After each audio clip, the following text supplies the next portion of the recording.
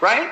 So the idea that every man is responsible for the sperm, for the children his sperm creates, is already false off the rip, right? Women can go purchase some sperm and have a baby, and no man would be held responsible for that child because she chose for no man to be responsible for that child. Yes? Okay, let's take another scenario. A woman can have a child, raise it alone all her life, decide when the child is 17, she wants child support for the last 17 years, and pursue it and win. How would a decision like that be made in the best interests of a child, where someone might not even know that they have a child for 10, 12, 15 years because you didn't need the money then, huh? But now that we've decided that we're going to pursue him, all of a sudden he's become a person who's been neglectful for 15 or 16 or 17 years. So once again, it is based on the choice of the mother, if at all she wants this man present, and when she wants to include him in this kid's life, right? So I don't see that as being something that's in the best interests of the child or of family in any kind of way. It leaves the choice totally up to the woman. If you look at reproductive rights, okay, so we say men can decide whether or not to have sex. Absolutely. They can decide whether or not to wear a condom. Absolutely.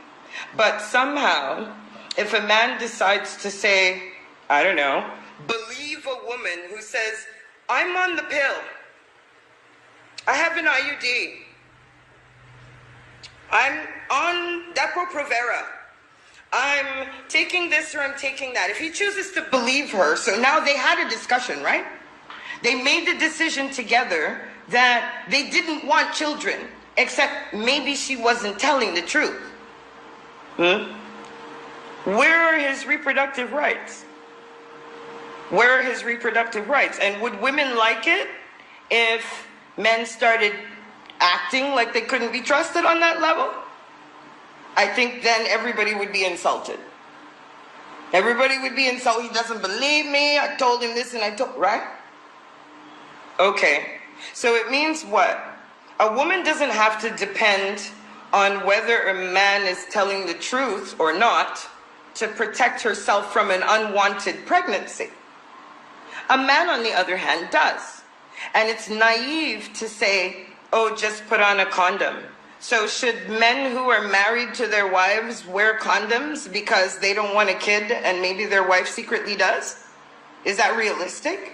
Should people in long-term committed monogamous relationships, what, they should start wearing condoms because a man can't be sure if the woman that he's with is telling the truth? Like, there's a clear disadvantage here, all right? So to pretend that the man has equal say in whether or not a baby is made is false, all right?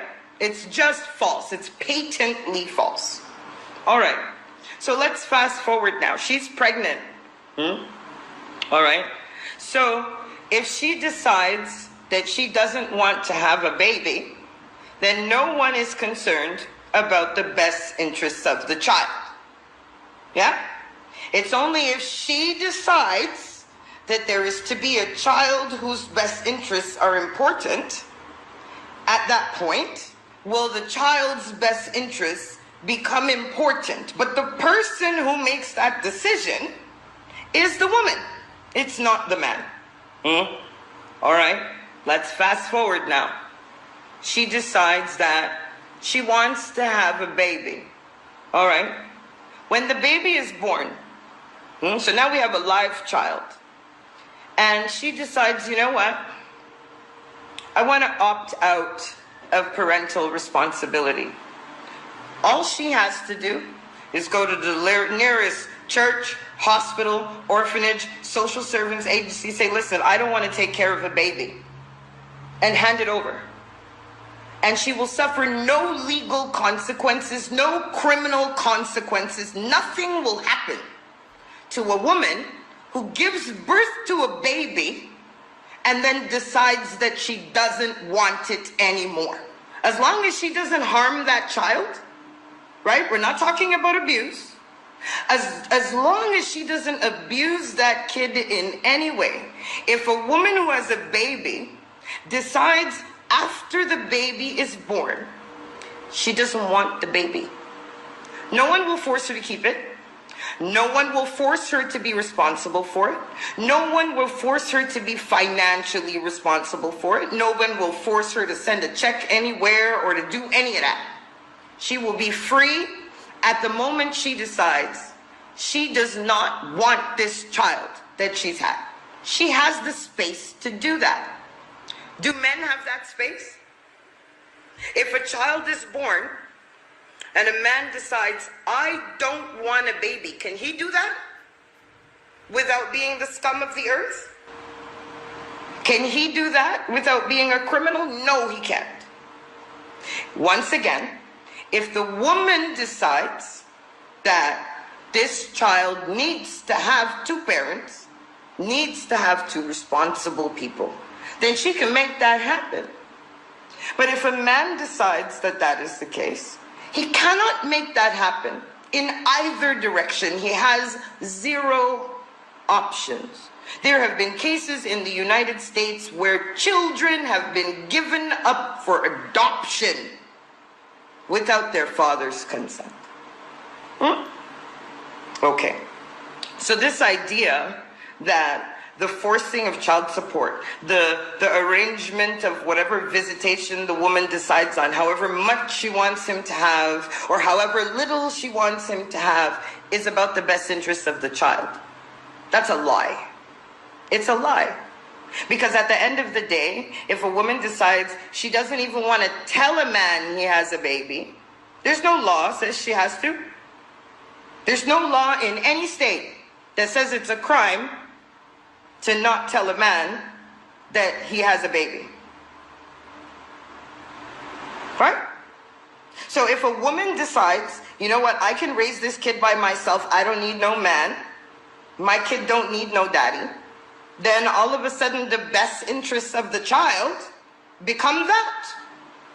The court will enforce nothing else. If she decides that the only role I want this child's father to have is one of an automatic teller, she can have that too.